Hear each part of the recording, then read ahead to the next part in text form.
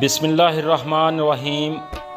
ਅੱਜ ਦੇ ਵਲੌਗ ਦੇ ਵਿੱਚ ਮੈਂ ਤੁਹਾਨੂੰ ਲਹਿੰਦੇ ਪੰਜਾਬ ਦਾ ਖੂਬਸੂਰਤ ਅੱਡਾ ਜ਼ਫਰ ਚੌਂਕ ਦੀ ਸੈਰ ਕਰਵਾਉਣ ਜਾ ਰਿਹਾ ਹਾਂ ਤੇ ਅੱਜ ਦੀ ਵੀਡੀਓ 'ਚ ਜ਼ਫਰ ਚੌਂਕ ਦੀ ਖੂਬਸੂਰਤ ਝਲਕੀਆਂ ਵੀ ਵੇਖਾਂਗੇ।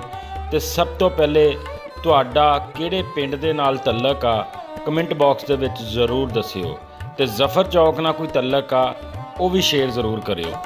ਜ਼ਫਰ ਚੌਕ ਅੱਡਾ बड़ा खूबसूरत अड्डा वा।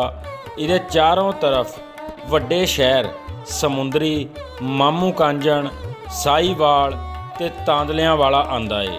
इस अड्डे के बिल्कुल राइट साइड नूं अगर जाइए तो तकरीबन 3 तो 4 किलोमीटर दूर अड्डा खिद्दर वाला जिहड़ा बड़ा मशहूर अड्डा वा रजाना समुंदरी मुल्तान रोड के उत्ते वाक़िया ਉਹ ਅੱਡਾ ਵੀ ਆਉਂਦਾ ਹੈ। ਇਨਸ਼ਾਅੱਲਾ ਅੱਗੇ ਵੀ ਮੈਂ ਖਿੱਦਰ ਵਾਲੇ ਦੀ ਵਲੌਗ ਜਿਹੜਾ ਅਪਲੋਡ ਕੀਤਾ ਸੀ ਤੇ ਬੜੇ ਭਰਾਵਾਂ ਦੀ ਫਰਮਾਇਸ਼ ਸੀ ਕਿ ਦੁਬਾਰਾ ਕਰੋ। ਇਨਸ਼ਾਅੱਲਾ ਦੁਬਾਰਾ ਵੀਡੀਓ ਉਹਦੀ ਵੀ ਅਪਲੋਡ ਹੋਏਗੀ। ਅੱਡਾ ਜ਼ਫਰ ਵਾਲਾ ਤਕਰੀਬਨ ਅੱਧੇ ਕਿਲੋਮੀਟਰ ਦੇ ਅੰਦਰ ਹੀ ਮੁੱਕ ਜਾਂਦਾ ਹੈ। ਇਹਦੇ 4 ਰੋਡ ਨਿਕਲਦੇ ਨੇ। ਹੁਣ ਅਸੀਂ ਮਾਮੂ ਕਾਂਜਨ ਰੋਡ ਤੇ ਆ।